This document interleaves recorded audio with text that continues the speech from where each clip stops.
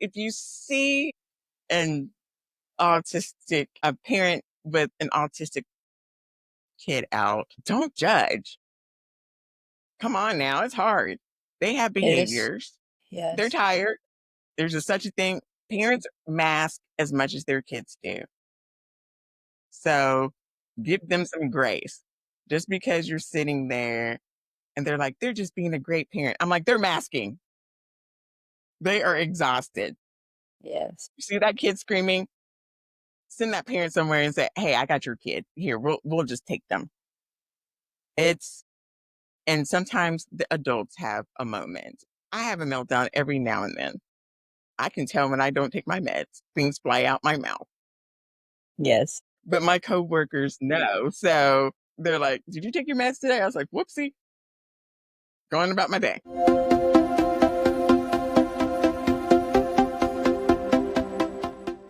Welcome to your Wordless podcast, the space where we redefine success, self-worth, and transformation.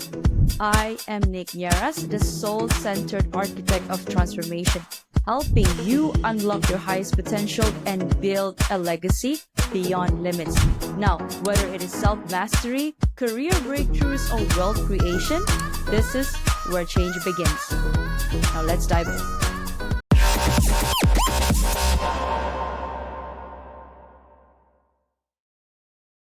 Are you stuck in a job that you don't love, feeling like you're meant for more? It is not in your head, it is in your soul. I am Nick Nieras, and I help high achievers like you break free from burnout, rewire self-doubt, and build a life aligned with purpose through coaching, hypnotherapy, and soul activation. Because let's face it, real wealth isn't just about money, it is about a aligned and happy heart, mind, and soul. Now, remember, you are worthy and you are enough. Let's transform your life together. Visit www.thenicknieras.holisticlifestyle.com to begin. Thank you. All right. Right off the bat, can you share with us what was it like growing up as April Ratchford? Oh, girl. So I'm a Gen Xer. So for all you out there that are probably younger than I am, who is at 49, it was a struggle. It was the struggle bus. So I am not politically correct. And I had to learn that. So yeah, all the things that you guys have on social media that get caught with it, I got caught. I did not get caught, and you will never know. So But that's deep. I love that.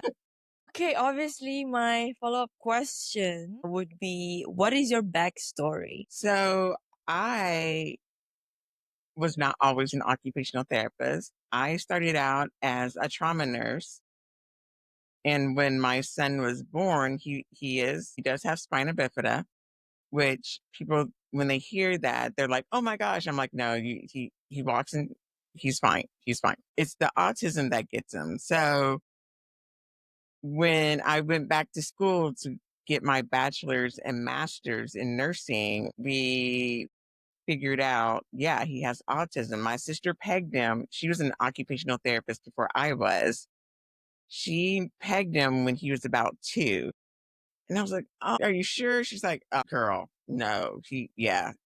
So she put into place a lot of interventions before he was even diagnosed because they wouldn't diagnose him.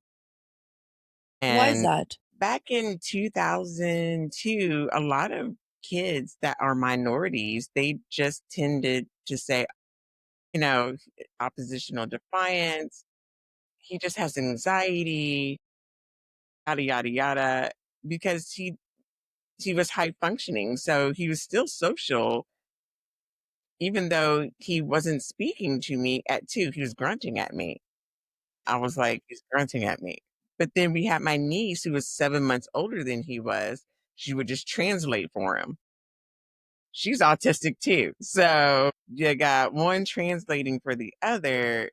And when they're high functioning like that, you just don't catch it like you do now because you can have tests for that. So when I went back to school and he finally got that diagnosis at about 8, 9 years old, my sister was like, "You can do this. You can be an occupational therapist." I'm like, "I don't even know what you do for a living. I have no idea what that is." She's like, but you are going to. So I changed my major and became an occupational therapist so I could understand what he would go through and be his advocate through school so he wouldn't fall through the cracks. And I've been here ever since. How long have I been? I'm at 13 years in. So that's why I became an occupational therapist for him. So his advocate. So you said that it's the autism that is what that's presenting challenges for you, right? Before it's not the spinal bifida. So, right? And this is just me being curious. So, because I know there are degrees to autism. So which one does it fall into? He's higher level, so he would be considered because back when he was diagnosed, they didn't have levels. So now they've changed it.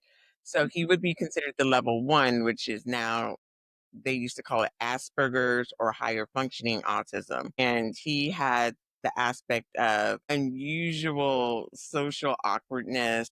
He would hyperfixate on things like this was a kid who, at the age of 5, memorized all the volcanoes and the last time they erupted. I'm like, What?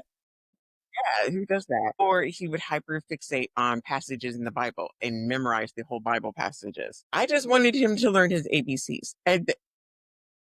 But that's what he liked to do. He would hyperfixate on these things. Or I couldn't get him to try new foods. He would eat nuggets and fries. That's about it. Or rice. I was like, okay, well, he's not going to die. So To this day. to this day, he, through so parents out there that they're like, oh my God, I promise you, he didn't die. And now his favorite thing is Asian foods, No, spicy I Asian was food. just about to say that rice. I mean, he could it could fit in. So now his new kick is, Mom, I'm going to go to the sushi bar before I go off to college. I'm like, I guess. Wow. Sure. Oh, wow. Well, thank you for sharing that, April. I have also, I mean, personally for me, have not, it's because I've only started to really pay attention about neurodivergence in the last couple of years after also having some of my friends, they had their kids and some of them were showing signs such as that. And after I also transitioned from my 9 to 5 to my own entrepreneurial journey, I've started to pay more attention into these, we could we say them as a minority or just right? And I'm learning as I go along on this journey in this podcast as well. So I would like to say thank you to those that actually come to my show and those who are open with their struggles in life and how they want to become at least some, a guiding light to all of the parents who actually deal with that. In fact, just yesterday, or I think, yeah, just yesterday, a friend of mine, she's taking care of her niece, basically. At 5, she hasn't, there's no words being uttered from her mouth just yet, and she has her tantrum, and she because she didn't the parents of the kids, they were not really focusing on how paying attention at, she's 5, she's 3 and 4, she wasn't talking. And now that she wanted to register her for her school, her studies, or at least pre-kindergarten, they wouldn't allow her in, at least in Malaysia, because she's specially abled. And I couldn't hearing that, I mean, until that happens to you, you wouldn't really be able to empathize. But a close friend and, seeing it from their perspective, it must be difficult. And imagine if I have that kid that was mine, and I'd be like, okay, I ought to pay more attention to this type of issue. So yes, thank you, Rachel. Why do I keep on calling you Rachel? Because everybody does it. They combine my first name and my And last you're name. Ratchford. Exactly. Oh my So God. I just My answer to it. So I'm like, okay, my apologies. you're All fine. right. Everybody does it. So I'm like, Yes. Oh, I'm so sorry. So, well, we're gonna go to some of the questions here then. April, what inspired you to start your podcast, Adulting with Autism? so when my son came out of high school, it was during COVID. So everybody's kids were up in the air. And I knew my kid wasn't ready for college because I was still getting him up. So I kept him back and I wasn't nobody was sure what was going to happen with college during COVID. So I kept him out. And for that whole year, I made him do ADLs, do the things that you do on a college campus, because essentially you're on your own. And then I was like, okay, do you want to go to college or do you not? I don't care which way you do, but if you do this route, you're on your own.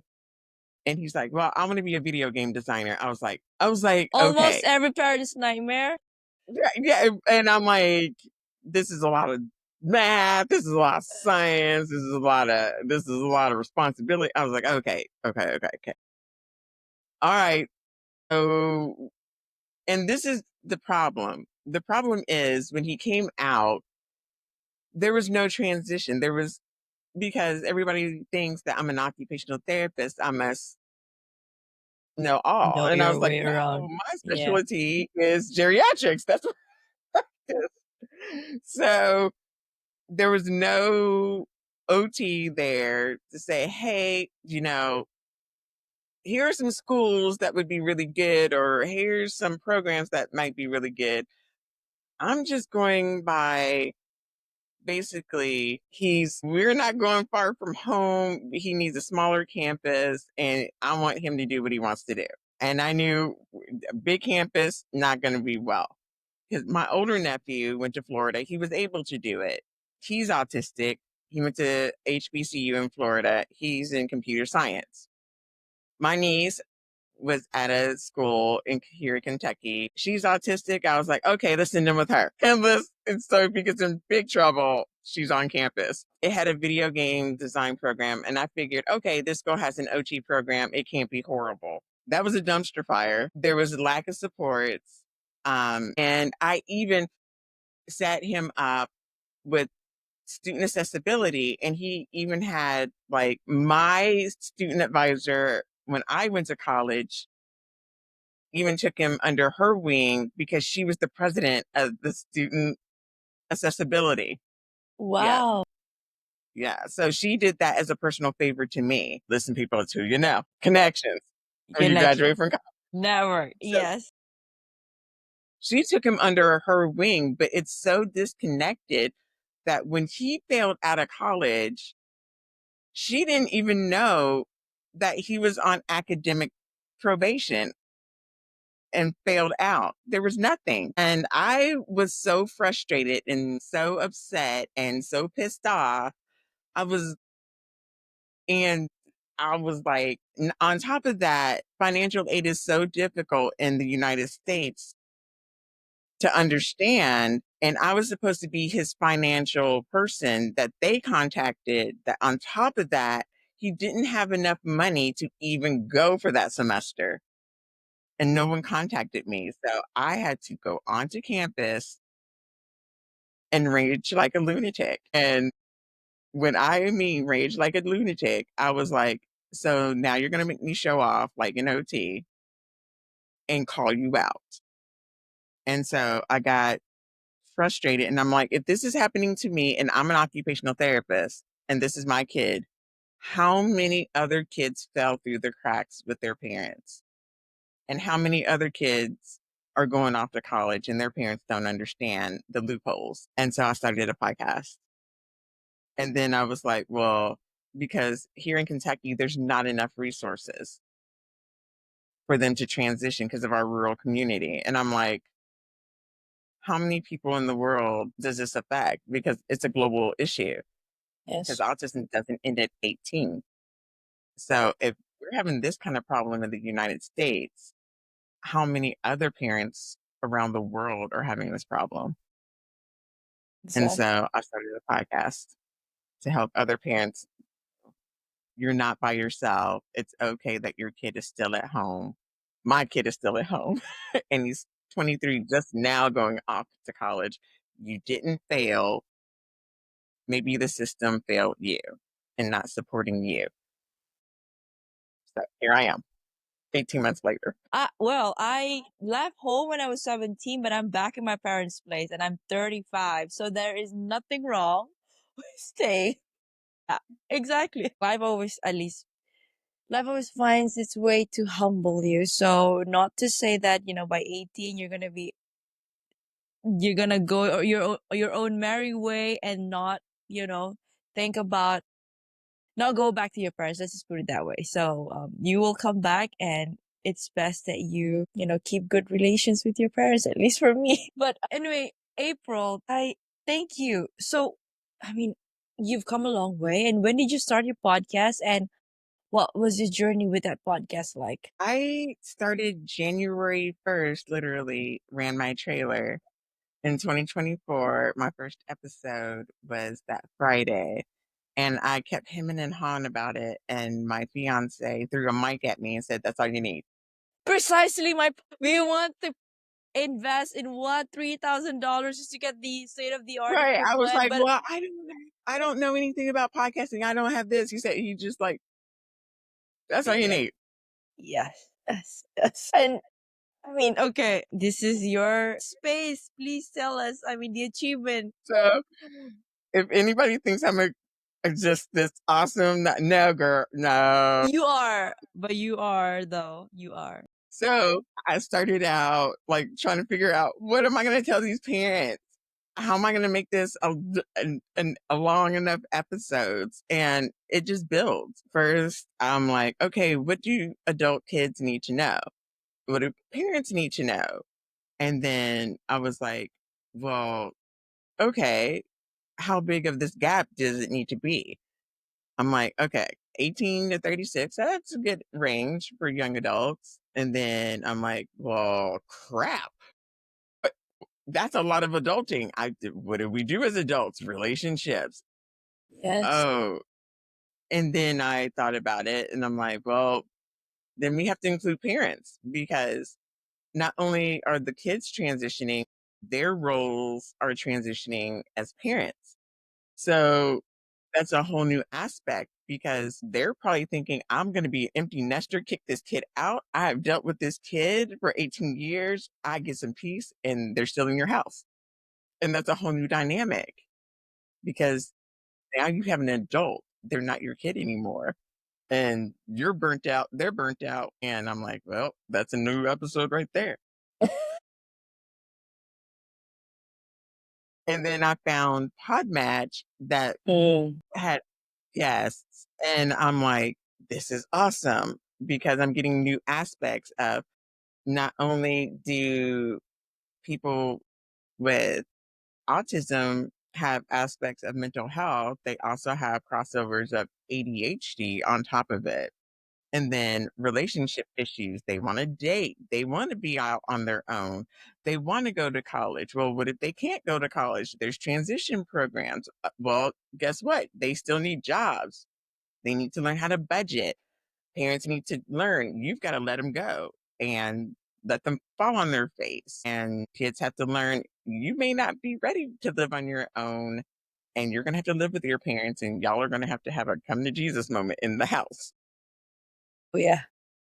And Oh yeah. so here I am running this podcast thinking all of this stuff. And what people don't know is that these are the same things I dealt with going with my own kid. I'm going through the same thing that other parents are going through. My kid failed out of college, came back home. Here he is, 19. I'm like, what the hell am I going to do with this kid? And so he went the job route. And I'm like, you got to get a job, pimpin'. So he learned how to do a job. He worked at Kroger for 2 years Okay. and learned some maturity, learned how to use a bank account, learned that you don't max out your credit card Still on DoorDash. guilty. So I'm just gonna be very honest here. It's okay. Still guilty. See, they do all the other things. See, everybody, there you're still adulting. Yes. So and what parents don't realize too is that your kids don't automatically catch up to the neurotypical kids. They're still going to be behind. Neurotypical kids, their brains don't fully develop till 25. The neurodivergence are 30% behind. They're not going to mature until about 30. And being autistic myself, it didn't click for me until about 30. So it's about right. Really? So you've gotten yourself your own diagnosis and that you're also I autistic? didn't Is that I didn't officially get diagnosed, but going through the podcast and you looking felt? back, Mm. yeah, so I didn't realize it, but in my baby book, it's written my mom would write stuff, and I didn't speak until I was 2.5, and I had speech all through, like, 1st and 2nd grade, and then I would have, I just was not social. I would be social around my family, but in school, I wouldn't really talk. I had my little group of friends, and that was it, like 1 or 2 people, that's about it. Other than that, none of I had the same kinda issues that a lot of autistic women do, and most autistic women aren't diagnosed until they're adults because as women, we're taught to mask at a young Mm-hmm. age anyway to fit Yes. in socially. So You here know, I am, I'm like, "Makes sense." I would like to echo that too. After speaking to quite a few of my guests, I think I'm self-diagnosing myself with ADHD. Listen, like I tell Yeah, everybody, if you think you are, you probably already know you are yeah, certain things, even if you're not officially diagnosed, because getting diagnosed as an adult is expensive. it is. Like here, it's like $4,000 to $5,000. I'm like, "Hey," and I'm not about to drop that cash. Yes, So you don't need a diagnosis. You know things that your parents tell you. If you got kids running around and they're autistic 9 times out of 10, you know they got it from you or the other parent. okay, that's a So good I'm just saying, indicator. people are like, it's got to have something Mm, genetic, environmental, one or the two. Like everybody in my family is autistic except for my sister. God love her. yeah. She may be more ADHD versus Uh-huh. autistic because she is an adrenaline junkie. She Same. has to have that input. So that's where she lands. The rest of us are autistic. The opposite side. Okay. She's got a Right. Maybe a clear or just a small breakdown, a quick breakdown between the differences. so it's really the language. And you're gonna know because there's such a crossover with behaviors Hmm. because kids with ADHD, they tend to speak. Their language is there. They're gonna chip, chip, chip, chip, chip. They're coherent. They're still, They're yeah, they're coherent. They're hyperactive. They're talking at 2 and 3 and 4. They still have that language base. Kids with autism, that language is not there. It's either slow it's or it disappears by 3. So that's why there's the different levels. So, like when people say everybody's a little neurodivergent, I'm like, no, that's not how that works. There are key mm, components, and that's that language piece. People who are autistic, because they have to have speech to have the language to speak.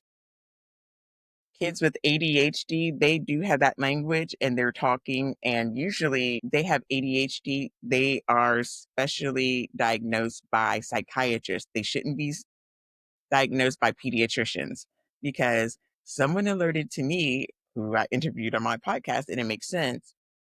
It's actually a psychiatric diagnosis and should be by a psychiatrist diagnosing kids with ADHD, not pediatricians, not OTs, none of that. It should be by a psychiatrist who specializes in ADHD. Because once you slap that label on your kid, guess what?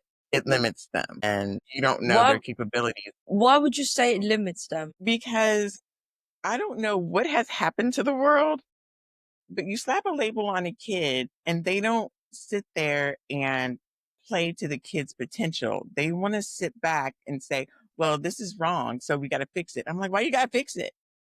Play to their strengths. Strengths. Everybody's going to have their limitations. Not everybody is going to have the same strengths.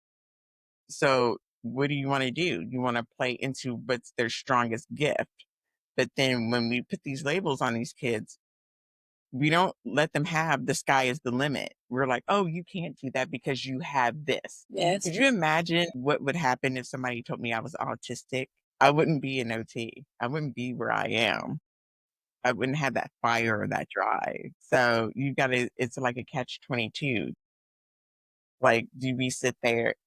Yes, we want them to understand who they are, but then it's the responsibility of, I think, teachers, therapists, and, their supports to understand, don't limit them because they have that diagnosis. Yes, tell them, yeah, that's what you got, but that ain't going to stop you.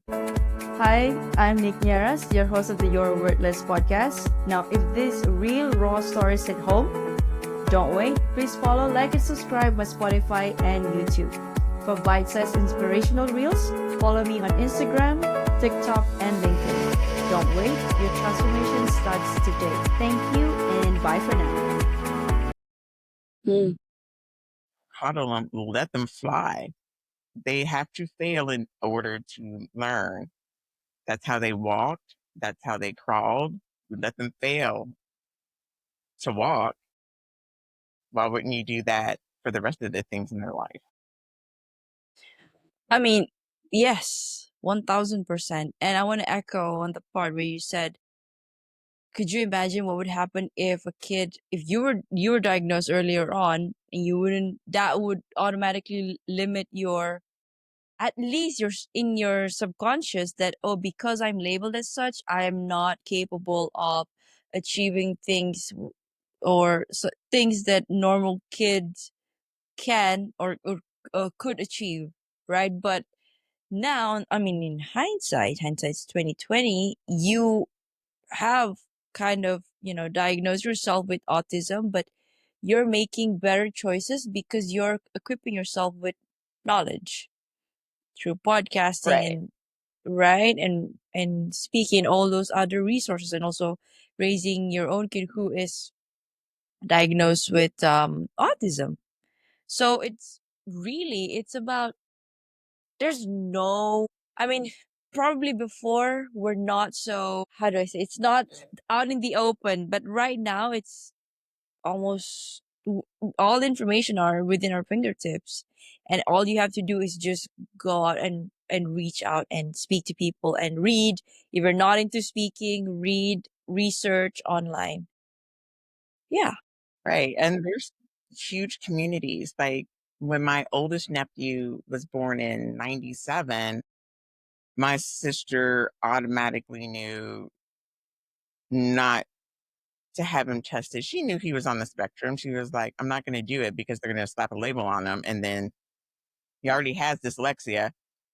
We're not even going to go there because they're just going to label him and hinder what he already is capable of doing. So she didn't. And here he is. He's got a bachelor's degree in cyber technology from Bethune-Cookman College, opted not to take any of the student supports that he could have had in college. And he was an RA in college. That's how he made his money. Drives, flies everywhere. So it just depends on what, when they were born and how you handle it. Like she knew when he was coming up, not a lot of education on high functioning autism. So she was just like, I'm not going to slap that label on him. We're going to just do what we can do and let him go. Same, my niece, we couldn't figure out about her until she was older because a good portion of the studies are on boys, Yes. not Yes. girls. So we had to figure there was something not quite right with her. We just didn't know what. And we're like, she's on the spectrum. That's why. So, and now Mm. the information is there. So it's just now just being a big support group for one another, learning from one another, and knowing sky's the limit. Just let them be who they are and meet them where they are. Yes. And I think the representation of advocates for people with ADHD and autism is very, very important, especially with your oldest nephew when you were mentioning about him. Now, he could, and I assume that he knows that he is autistic, right? And, but He her, knows yeah, but his mother did not put that label on him. But when he's now. in his community, he's working in college. Right now, I believe he's already out of college and is now he's working, right? Yeah. For how long do you think he would be able to not speak up and be an advocate of autism, neurodivergence? I think he is because his younger brother is only Mm. 10. He's, man, you're going to love this. So he's 27, younger brother's 10. So, and he watches him a lot. So, like, With they're the like two peas traits. in a Uh-huh. man, two peas in a pod. So they watch one another. They all have their little quirks, especially when they all play Uno together. If you've ever seen an autistic family try to play Uno together, I should record that and put it on my podcast. But You should. they know, That was a Jesus moment for you. Another. like, they slap the cards down and they're like, oh, and I'm like, y'all are adults. Why are you doing this?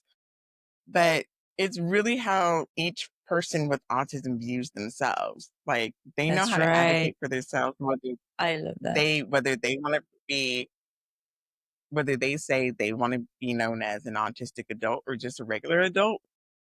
That's on them. I don't mind being an autistic adult. My son is like, I'm not ready to be out there like that. And that's his choice.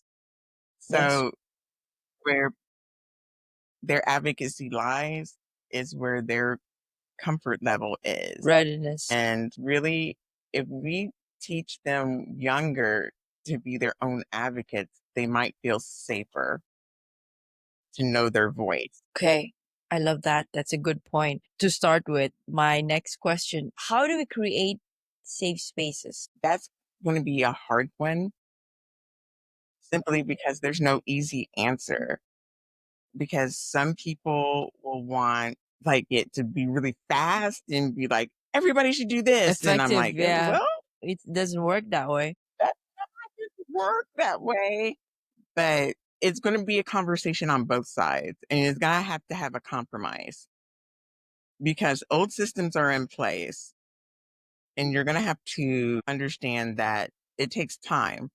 And we have to understand just because we say everybody is equal, yes, but you still have systems in place that you're going to have to dismantle. And it takes a community, not just the autism community and the ADHD community, but we have to have allies in our corner to help. And number two, it's got to be us being in the forefront.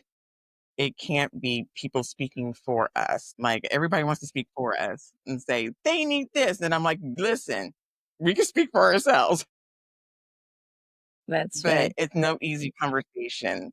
Start with your community. Start small and then build big.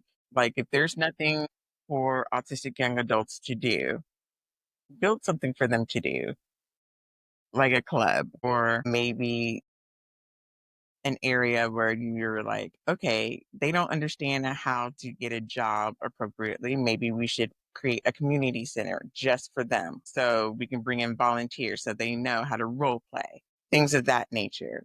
Do it in community. And if you can't do it in person, that's why Zoom is here in Riverside. I was Just just because it's about to virtual say that. Yes. doesn't mean I mean, it's not it's not right, girl. feasible, right? I mean, who would have thought us talking to each other, one's from Kentucky, one's from Malaysia, and talking about autism, right? And it Exactly. is, I'd like to think, and I believe that I am helping to move the needle 1 inch One person at at a a time. time. Yes, yes. Okay. And it does, it stays, what goes on the internet, it stays. And I'd like to think that I'm a part of that. If I don't go and, get myself, how do I say this, educated properly in the university of about neurodivergence, at least I'm talking to people and relaying that message to the world. Yeah, you can do something. You can do something. And I think a lot of the times we forget that they grow up. Like, Yeah. there's all this cool stuff like clothes and, Yes. identity stuff, kids. And then you got young adults, you're like, we don't have anything. They don't Yes. want sparkly rose stuff. That's why I created merch for them because I'm like, they want adult college stuff. I'm Interesting. like, Now I am compelled to ask, has your son ever come to you, ask you for advice, come to you for advice about relationship stuff? oh God, yes. And I'm like, oh, mommy's not ready, but okay. When he was younger, always, because I knew he was very literal as a kid. What I did, and I taught my entire family, I was like, listen, this kid is literal. So just don't sugarcoat it. Just if he asks you the question, just give him the answer. No matter how awkward the question is, just give him the answer. So he does. He's asked me every kind of question. We've gone through all his sexual phases of being bisexual, pansexual. He thought he was a furry at one point. I was like, the furry one, I drew a line. I was like, you are not a furry. He goes, well, how do you know what a furry is? I was like, I watched CSI. You're not a furry. You're not running around in costume humping people. He's like, that's what a furry is? I was like, what did you think a furry was? He's like, I was like, That was the confirmation. so parents, yeah. Or he thought, I don't know what he thought or what he was watching on YouTube, his big coming out story. Because I had gotten home from work and I was exhausted. I was working 3 hours away from home. So he stomped out the door. He goes, Mom, I have something to tell you. And I was like, okay, are you graduating from high school? That's all I need to know. He's like, well, I'm gay. I'm like, is this going to hinder you from graduating from high school? He's like, well, no. I was like, great. I don't care what you do. I just need you to graduate from high school. Is that all that you had to tell me? He's like, you're not mad. I was like, I could care less. Are we on track for graduating from high school? He's like, well, yeah. I'm like, peachy. I'm making dinner.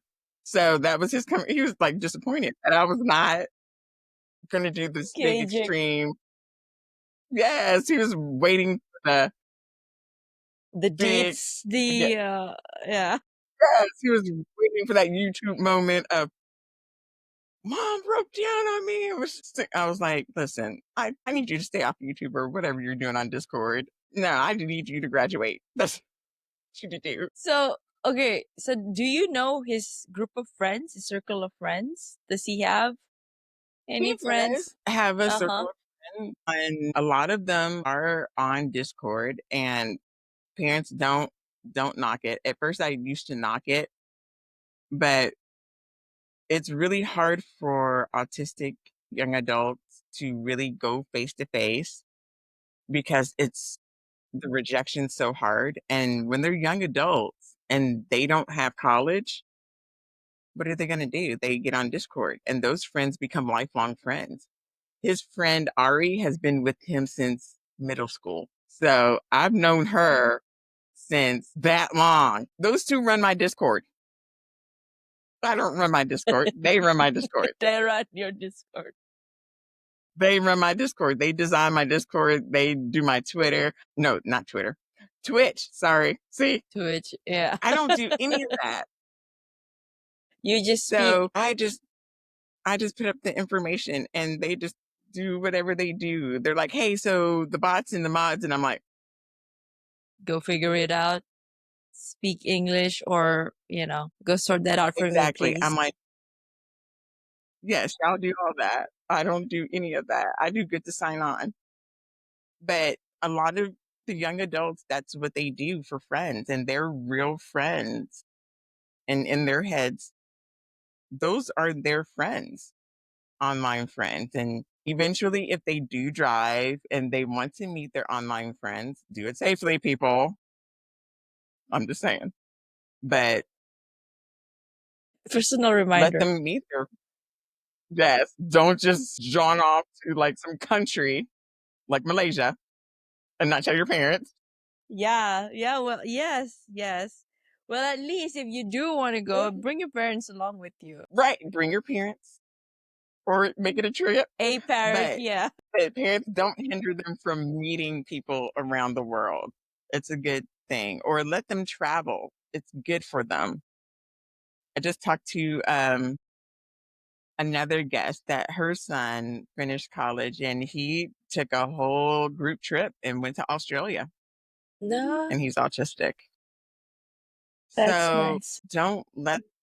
don't hinder them from travel. If they want to travel, there's lots of places that they can go in small groups and learn how to travel and make memories and friends for a lifetime. I'm gonna get my kid on that boat. Yes, that is your sign.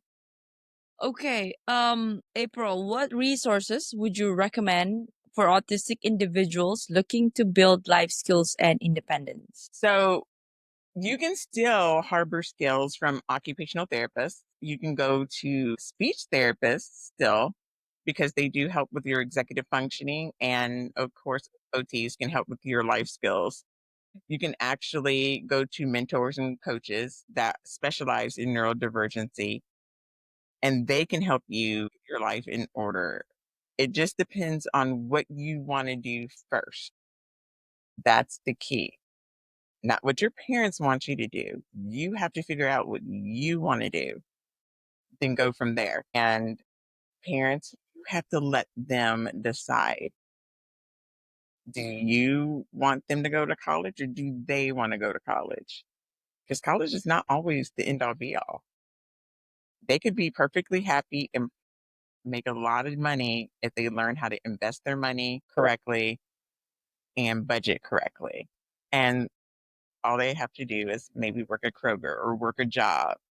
You just have to meet them where they are and where they need to be independent. Something just is switch off just now in my head.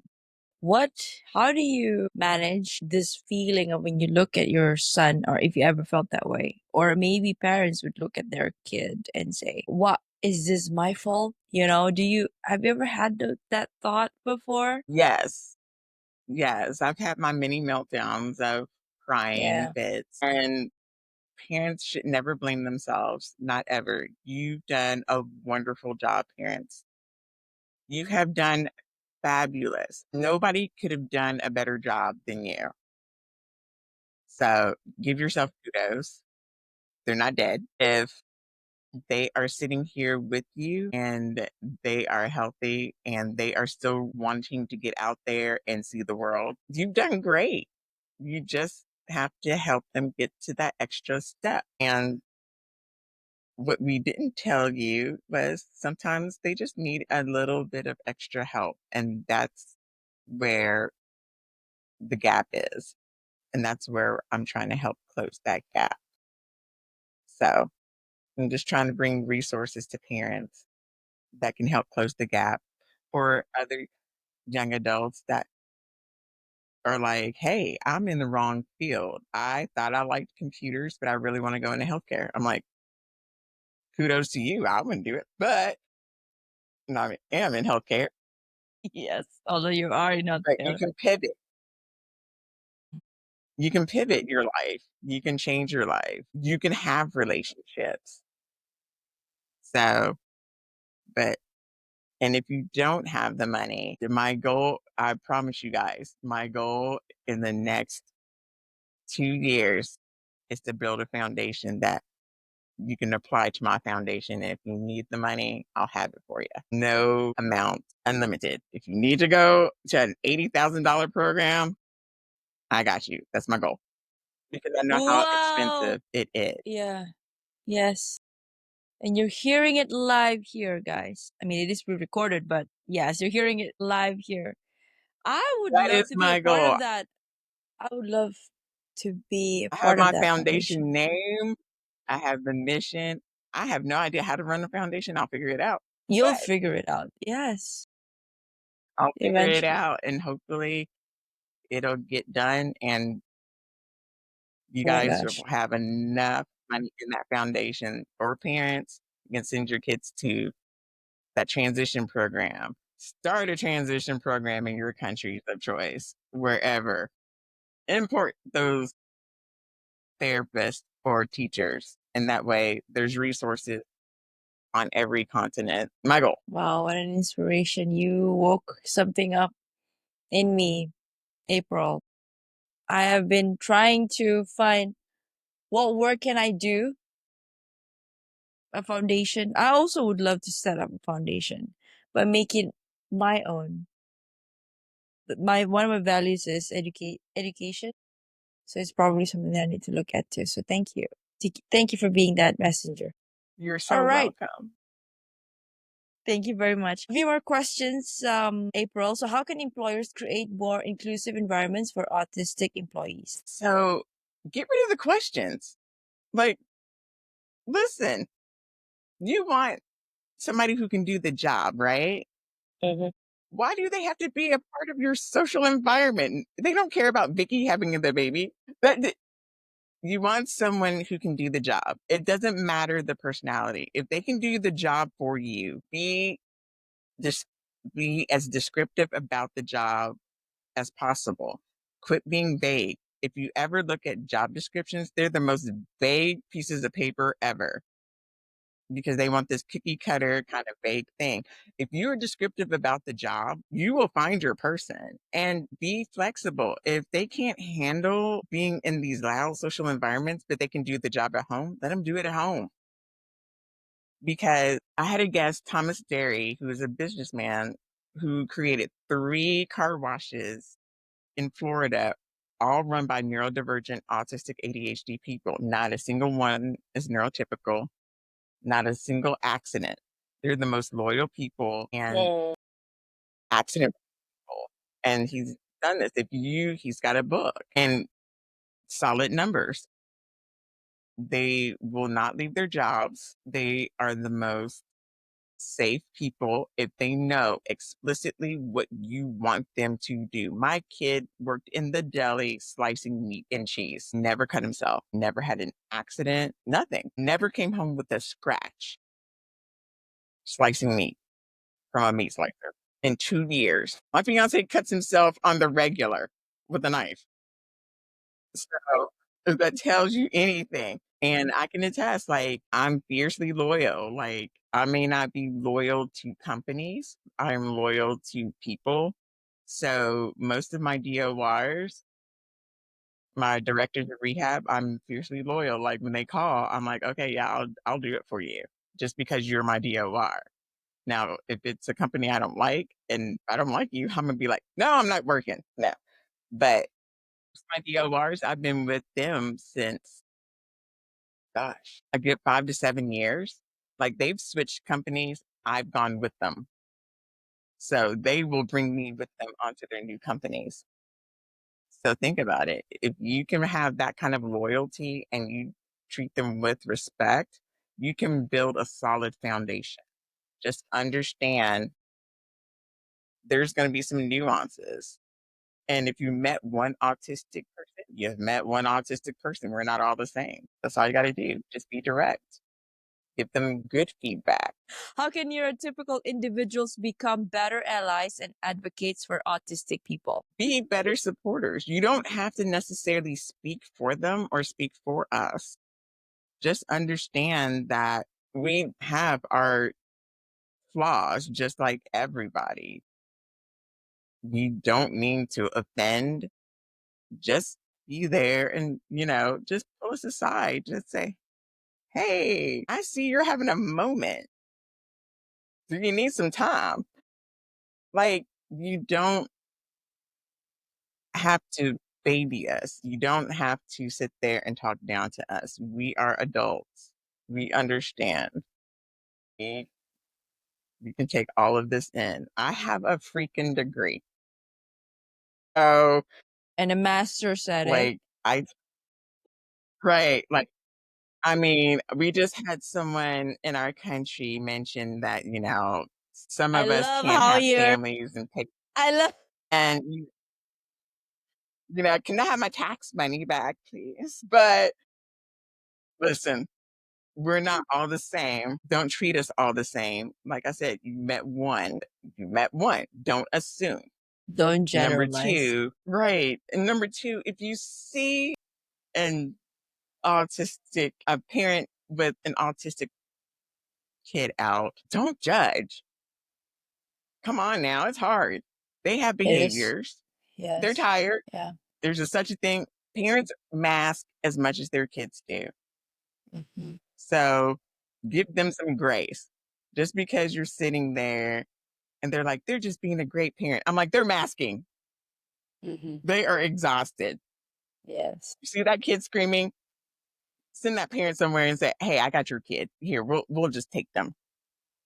It's and sometimes the adults have a moment. I have a meltdown every now and then. I can tell when I don't take my meds. Things fly out my mouth.